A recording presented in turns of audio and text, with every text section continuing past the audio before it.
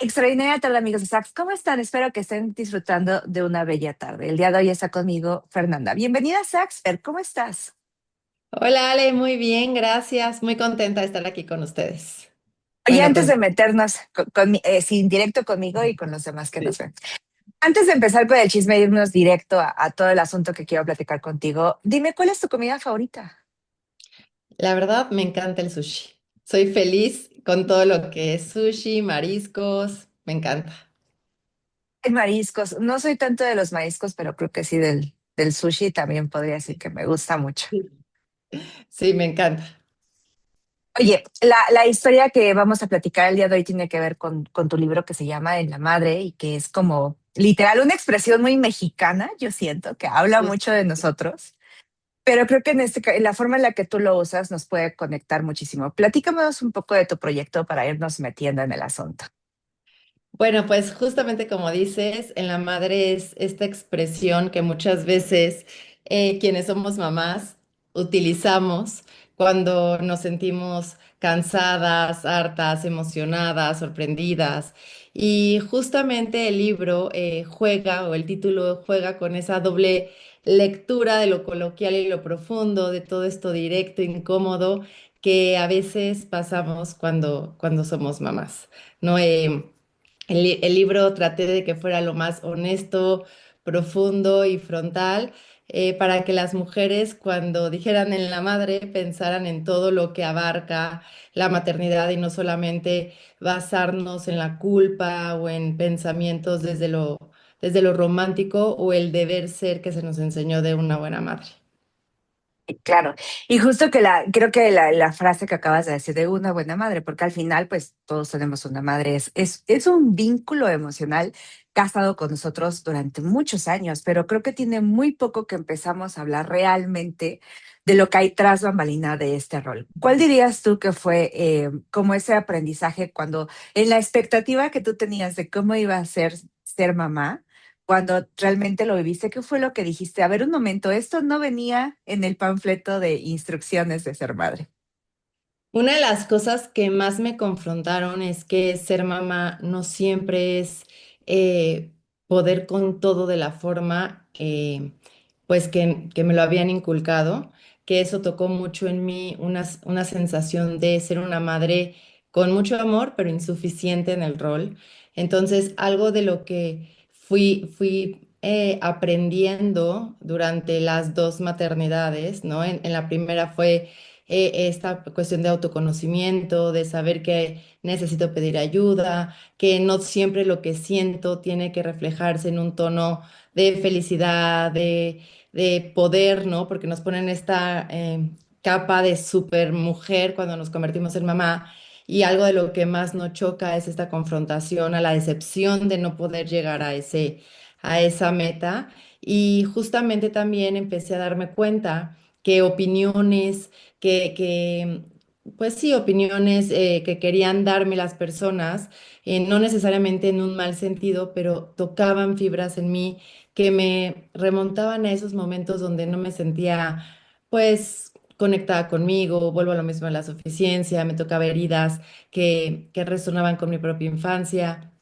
Y ahí fue cuando dije, a ver, algo está pasando porque hay momentos que me siento triste, hay momentos que quisiera salir corriendo, hay momentos que no me siento que estoy dando lo máximo. Y en el momento que empezamos bueno, que empecé a confrontarme con mis hijas, como de sentir que había algo malo en ellas porque no me hacían sentir una super mamá, fue cuando empecé a investigar. Digo, bueno, yo siempre les he platicado que entré en depresión y con mi terapeuta, cuando me diagnostica depresión postparto, en mi segundo postparto, fue como este choque emocional de decir cómo una mujer que ama el rol materno y siempre soñó puede caer en una depresión. Y justamente investigando sobre todo este tema, me di cuenta que era mucho más allá de la parte emocional y el amor que sentimos por nuestros hijos, que hay cambios hormonales, cambios fisiológicos, conexión con nuestras heridas infantiles, traumas no resueltos. Hay muchas cosas que van alimentando nuestro rol materno y fue ahí cuando, pues, justamente gracias a esas confrontaciones que fui teniendo y aprendizajes, que al momento de sacarlo a la luz y verbalizarlo, pues muchas mamás estaban igual que yo y pues de ahí nace, primero que nada, la inspiración a la psicología perinatal y de ahí el libro. Maravilloso. Yo creo que lo más bello son veces voces que basan en aquello que han experimentado. Fer, como experta, dentro de los a veces debates que tengo familiares, siempre hay como este comentario de, pues las mamás siempre hemos sido mamás y es natural en nosotras porque somos mujer, porque es nuestra función. ¿Cuál es la parte que tú dirías que ha cambiado, que estas nuevas generaciones nos permitimos a lo mejor expresar esa clase de cosas, sentirnos más vulnerables, hablarlo, pero yo creo que sí ha existido un cambio social que nos permite abrirnos a ciertas voces que antes estaban totalmente prohibidas. Pero tú dirías realmente qué es lo que nos ha llevado como sociedad a sensibilizarnos un poco más y tener un poco más de valentía para hablar esto, que yo creo tú como experta me dirás si siempre lo hemos tenido, si todas las madres han vivido esto o es algo reciente. Mira, Ale, creo que obviamente cuando hablamos de temas y cambios hormonales y fisiológicos, podemos deducir que es algo que ha estado en la evolución, o sea, en el desarrollo materno, pues en todas las mujeres que se han convertido en mamás. Por La ser forma fisiológico, ¿no? Ajá, sí. Justamente cuando hablamos de esta parte de apertura social, creo que empieza toda esta etapa de confrontación, porque empieza a haber esta evolución en la mujer que se convierte en mamá, que ya no solo quiere ser mamá, que se da cuenta que tiene otros sueños, ganas de salir adelante, de generar sus propios ingresos, de luchar por lo que quiere, no necesariamente en el ámbito económico, sino estas mujeres que empiezan a permitirse verbalizar lo que van sintiendo. Entonces, creo que no es que ahora, porque de repente decimos, es que ahora las mamás todas tienen depresión o ansiedad y antes no se veía eso. Creo que le estamos poniendo nombre a esta estructura tan plana que muchas mujeres que se convertían en mamás antes vivían. Como se dice en inglés, estas emociones como plain, donde no tenían subidas y bajadas porque minimizaban todo lo que estaban sintiendo y muchas mamás aprendían a olvidarse de ellas para ser unas mejores madres. Pero lo que pasaba es que aunque amaban mucho a sus hijos, se maternaba con mucha desconexión, se maternaba con pues, las famosas nalgadas, regaños, gritos, y más allá de la nalgada por educar, sino se ha demostrado que eran estos mecanismos de defensa para poder salir del desequilibrio emocional que tenía mamá. O sea, como era la única herramienta con la que mamá podía darse ese tiempo libre y poder regresar a ella misma. Y bueno, pues regresando a la pregunta, creo que hoy podemos las mujeres saber que esto que estamos sintiendo no necesariamente viene de la maternidad, sino que es el cúmulo emocional y de situaciones que pues nos van enfrentando en diferentes circunstancias en la maternidad. ¿Respondí tu pregunta? Sí, por supuesto. Hay un gran proceso que vivimos los seres humanos detrás de la expectativa y yo creo que uno de los roles sociales que más expectativas tiene es el ser madre. ¿Cómo? Y que de ahí viene también la parte de la culpabilidad, ¿no? Yo como madre debería estar haciendo esto, debería estar haciendo aquello, cuando no me alcanza el tiempo para hacer todas las cosas que quiero, desarrollarme profesionalmente. ¿Qué dirías tú, cómo podrían las mujeres que están pensando en tener hijos o que ya tienen la soga al cuello, cómo gestionar toda esta parte de lo que es su expectativa, de lo que a lo mejor también es la exigencia social, porque también hay mucha presión en esta parte de tú no deberías, tú deberías, tú tendrías que sentirte así, pero la realidad, ¿cómo dirías que sería una, híjole, es que no es algo sencillo, pero ¿cómo podría alguien que esté en esa posición tratar de malabarear tantas bolas al mismo tiempo y qué le recomendarías tú para hacer eso? Fíjate, cuando hablamos de este contexto en la psicología de la madre, creo que es muy importante permitirnos profundizar en conocer quiénes somos. Cuando yo platico con mis pacientes y generan mucha culpa por no hacer lo que deberían, y lo pongo entre comillas porque cada uno venimos de un sistema, aunque un sistema social parecido, ¿no? Sobre todo hablando de Latinoamérica, eh, cada una tenemos nuestras propias creencias que se nos fueron inculcando dentro de nuestro sistema familiar. Entonces, la culpa en sí es una emoción que vamos aprendiendo por sentirnos insuficientes a algo. La culpa materna es que lo que estoy haciendo no me está permitiendo generar un sentimiento de bienestar. Me estoy sintiendo inconforme, insatisfecha, insuficiente con lo que estoy haciendo para las personas que más amo, que son los hijos.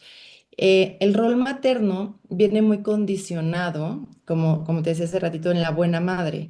Las mujeres estamos condicionadas a ser mamás, pero a ser las mejores mamás. Por eso hay mucha competencia entre las mujeres cuando nos convertimos en mamás, porque buscamos alcanzar ese premio o ese ideal de la que ganó la mejor, lo que nos va a dar la suficiencia. Creemos por cultura que cuando pues estudiamos, nos volvemos profesionistas en el ámbito que sea, nos casamos, nuestro mayor sueño debería de ser convertirnos en mamá y es lo que nos va a dar como la cereza del pastel, como en el tono familiar, ¿no? Como que ya cumplimos a lo que venimos. Entonces, al tener esa cerecita, pues buscamos justamente llegar ahí con un título de perfección, de suficiencia, de reconocimiento, de visualización, que muchas veces carecimos antes de ser mamás. Entonces, al momento de llegar a la maternidad y a veces confrontarnos con nuestras propias historias y no alcanzar ese reconocimiento constante o esa sensación de plenitud, porque pues se destapan miedos como el abandono, como el rechazo, etcétera. Desde ahí empezamos a, a maternar con ese sentimiento de no lo estoy haciendo seguramente bien yo, por lo que, pues no sé, si me voy a una fiesta, siento culpa porque en mi sistema o en mi creencia, las mamás que salen o las mamás que trabajan o las mamás que se divorcian o las mamás que lo que sea, pues le fallan a los hijos. ¿No? Entonces, justamente regresando a la pregunta, ¿qué le diría a las mujeres que están por convertirse en mamás o que pues ya lo son, que entren en este proceso de conocimiento personal? ¿Qué es eso que pasa en la sociedad, en su sociedad, que las está confrontando constantemente a no sentirse seguras y suficientes con ellas mismas para que de esa forma, pues la culpa se sienta menos pesada, porque entre más segura de mí, entre más consciente, entre más me conozca, más voy a poder, como decimos acá en México, agarrar el toro por los cuernos y poder tomar decisiones sin sentirme tan vulnerable. Y al término del día somos lo que somos en todas las áreas de nuestra vida, ¿no? Obviamente yo creo que los hijos nos desbordan o desbordan a quienes son padres y madres, porque digo, es la cúspide de todos los retos, pero realmente creo que le das justo en el clavo, ¿no? Es como la consecuencia de muchas deficiencias que venimos arrastrando. Ujú. Hablando de este proceso, hay un punto en donde tú dices y hablas de la vulnerabilidad, y a pesar de que hoy ya platicamos un poquito más, muchas veces es como mm, no castigado, pero es extraño que alguien diga que es vulnerable y más cuando tienes que ser fuerte por ser eh, madre, ¿no? Porque entonces ahora tienes que ser fuerte por ti y por tu siguiente eslabón.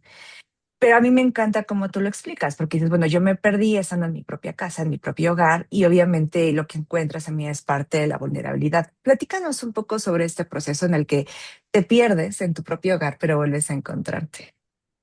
Eh, Justamente, Ale, lo que sucede es esta parte en la que, bueno, cuando nos vamos al inicio de la maternidad, nos vamos dando cuenta que producimos mayor cantidad de ciertas hormonas, nuestro cerebro se transforma, científicamente está comprobado, eh, generamos mayores y menores, vamos a ponerle conductas derivadas de pues un estado mayor de alerta, de menor o mayor producción de oxitocina, de pues todo este despertar de nuestras propias carencias y heridas que, como te decía, se nos va confrontando. Entonces, ¿qué pasa? Que cuando nos convertimos en mamás, ponemos como un freno a toda esa búsqueda de los sueños, planes, anhelos que veníamos trabajando, aunque la maternidad podía estar incluida ahí, como que no se, o sea,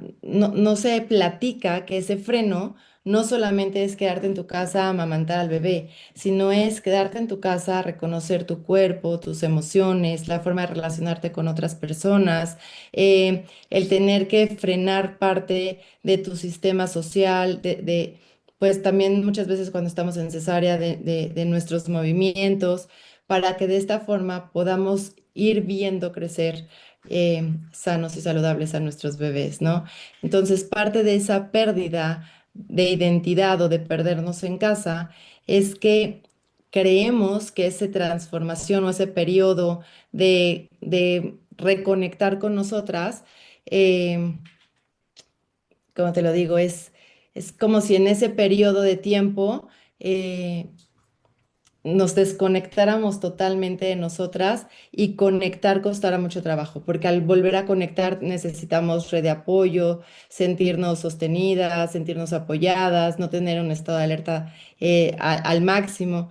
Entonces, parte de lo que representa perdernos en casa es que esa desconexión muchas veces no nos permite volver a conectar porque hay desilusiones, hay depresiones, hay trastornos emocionales, hay a veces temas económicos, hay relaciones de pareja que se truncan, hay mucho estrés de por medio y pues obviamente empezamos a desconocernos por la forma en la que empezamos a relacionarnos, ¿no? Muchas mamás luego dicen, es que si no me hubiera embarazado, si no estuviera mi bebé o si no tuviera tres hijos, pues yo hubiera tomado estas decisiones o haría ciertas cosas. Entonces, el hecho de saber que hay alguien o alguienes más que dependen de ti, pone un freno en tomar decisiones por dos y muchas veces no sabemos ni cómo tomar decisiones por nosotras mismas.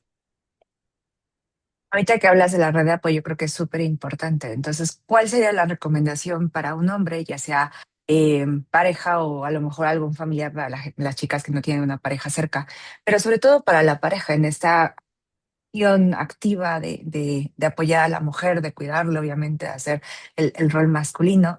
¿Cuál dirías que es la actitud cuando tu pareja está sufriendo de depresión, está sufriendo de esta parte posparto, donde no está logrando reconectar? ¿Cuál debería ser la función del hombre en este red de apoyo de soporte?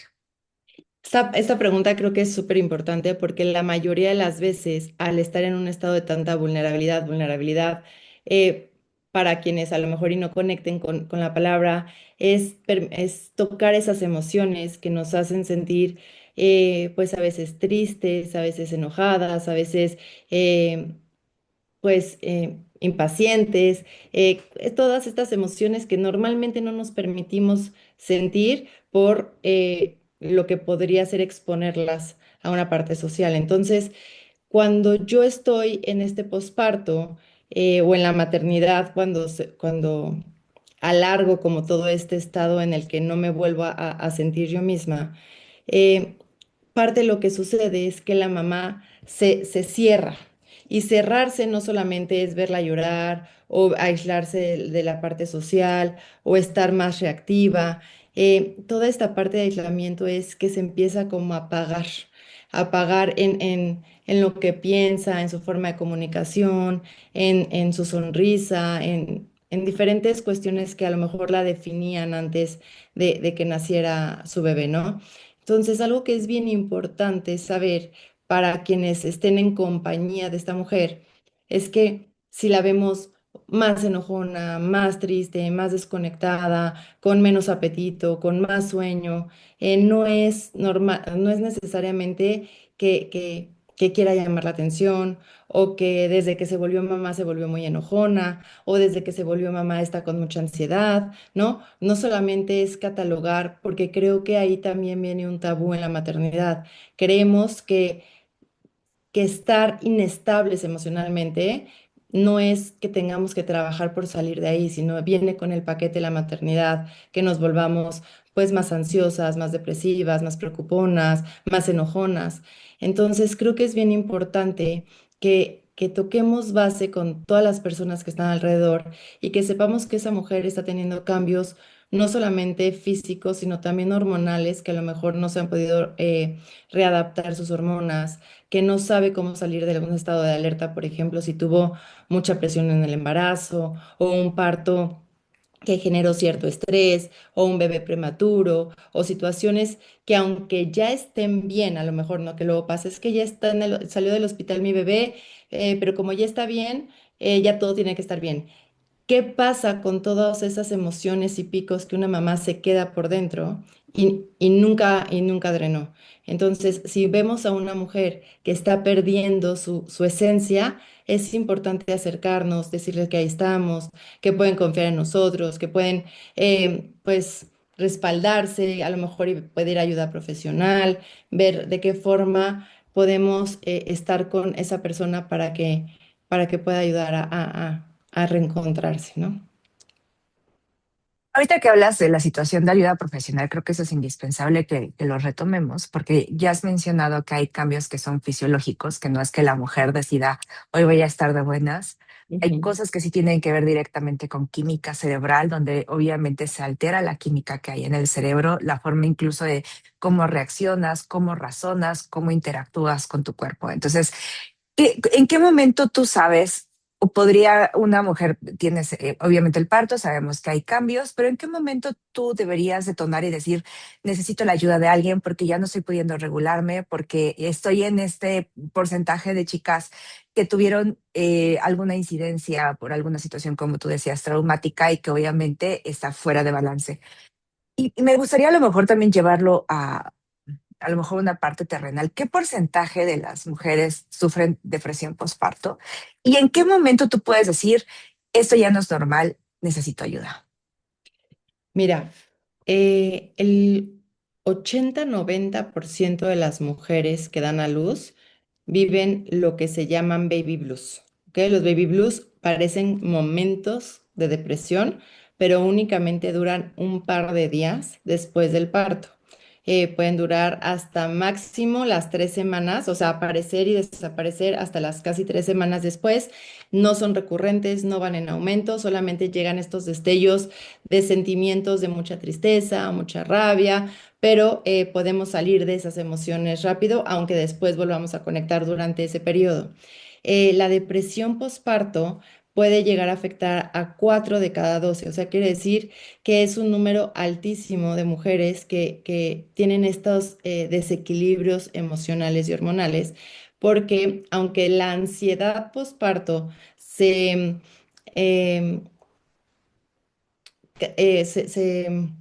tiene un porcentaje menor.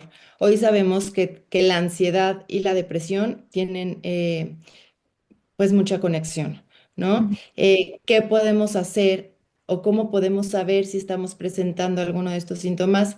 La mayoría de las veces es que alrededor de 10 a 15 días lo hemos vivido de forma continua. Esto va la mayoría de las veces en aumento. ¿Y por qué son 10 y 15 días y pueden ser mucho tiempo más, ¿no? O sea, me refiero de que pareciera un tiempo muy corto como para poder tener como un diagnóstico, pero en estos momentos de maternidad donde estamos en constantes regulaciones, pasar más de 10 a 15 días con las mismas emociones y estas emociones de desconexión en aumento nos pueden estar dando ya grandes señales de que estamos comenzando con alguna patología emocional. Obviamente, cuando estos síntomas pueden ser no tan visibles, porque en la maternidad tenemos un tipo de depresión, bueno, en general en la vida, pero en la maternidad es muy común un tipo de depresión que se llama depresión sonriente o depresión atípica, que es de la más común en la maternidad por la rutina materna, porque las mamás, cuando no tienen este rechazo al bebé, sobre todo cuando nacen, pues alimentan al bebé, van a las citas del pediatra, lo tapan cuando tiene frío, cuando lo llevan a sus clases de estimulación, cuando crecen, pues van al colegio, a las juntas del colegio, reciben visitas en casa. Podría parecer algo como una mamá que entra dentro de la normalidad o la cotidianidad emocional y que de repente tiene como periodos inestables. La mayoría de las veces, uno de los síntomas más grandes en la depresión o en la ansiedad es que la mente de mamá, el pensamiento, casi siempre se va a lo catastrófico, siempre se va o casi siempre se va a este temor de que algo malo pase en ella, en su bebé, pensamientos que a veces pueden generar no suficiencia, o sea, cierto abandono, rechazo a los bebés por no sentir que tienen la capacidad de cuidarlos y pues obviamente esta desolación emocional con ellas, ¿no? Como les decía hace ratito, esta lucecita como que se empieza a apagar.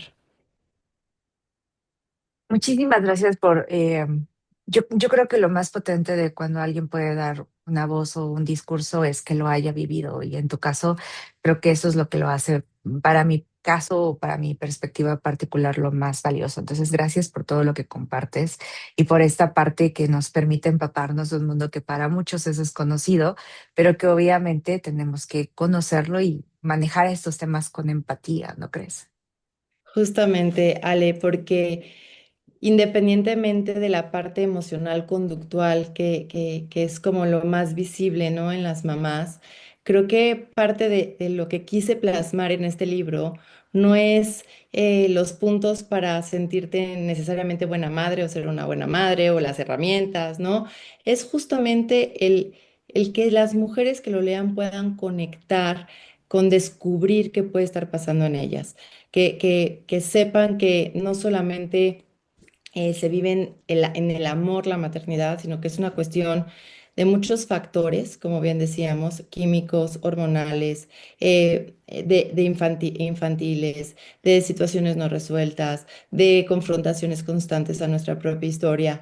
Entonces, todo eso va generando obviamente cambios en todas las áreas, lo que nos puede llevar a ser una mamá que no queremos ser, pero que no es una cuestión de voluntad nuestras conductas, sino que hay justamente todas estas transformaciones internas que muchas veces desconocemos y justo es invitarlas a que pues, estén de la mano con sus ginecólogos, con sus médicos de confianza, con su ayuda psicológica, con una red de apoyo también dentro de la psicología infantil para conocer cambios de sus niños, para que le pierdan el miedo a sentir que por pedir ayuda están fracasando y que entre más ayuda pidan y más se conozcan, posiblemente el rol materno se vuelva pues más bonito y más sostenible desde el lugar donde lo están deseando vivir.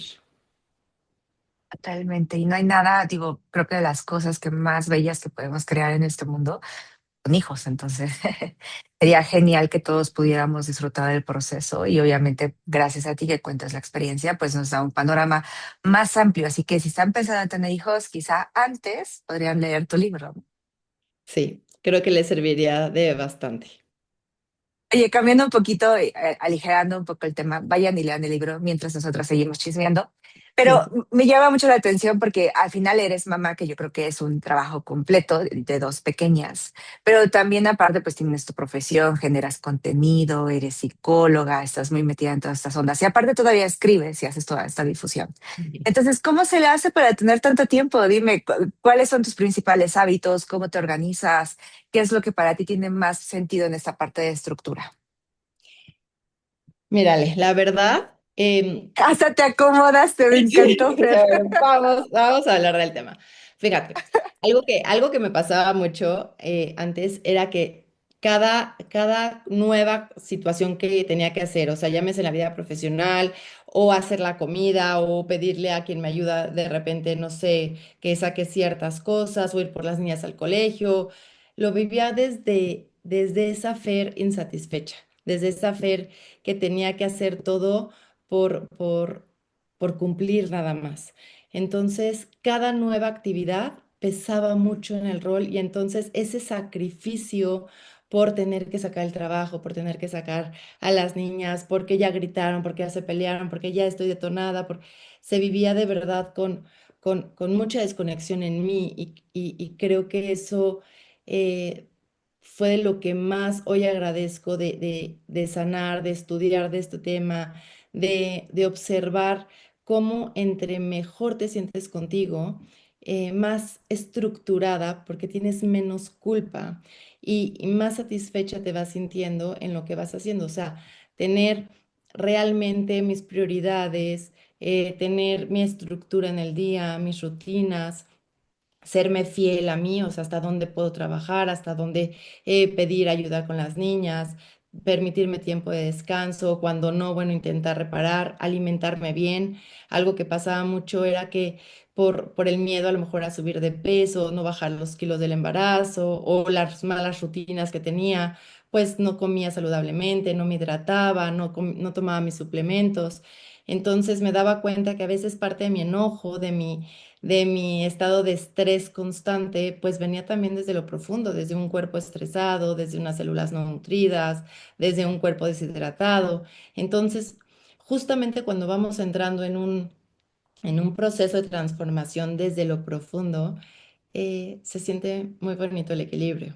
Se siente muy bonito poder sentirte satisfecha en diferentes áreas y saber que no siempre tienes que tener el mismo tiempo destinado a todas las áreas y saber que no siempre tienes que poder con todas las áreas, pero que al final del tiempo, el sacar tus trabajos, ¿no? Materno, profesional, la casa, pues aunque no sea por completo, vamos a decirlo diario, pues también es parte de reconocernos. Algo que aprendí mucho y que le trato de enseñar mucho a mis pacientes es que la queja nos victimiza y la queja nos hunde más. Desde la neuroplasticidad cerebral, nuestro cerebro, literalmente nuestra mente se va a enfocar en todo eso que le repetimos constantemente. Entonces, cuando aprendemos a agradecer, cuando aprendemos a validar lo que sí hacemos y lo que tenemos, de verdad nos empezamos a percibir en el día de forma distinta. Totalmente, y cuando uno se deja de exigir ser perfecto, las cosas fluyen mejor porque no tendríamos por qué ser perfectos. Ah, Justo, no existe. platícame, y esas utopías del humano.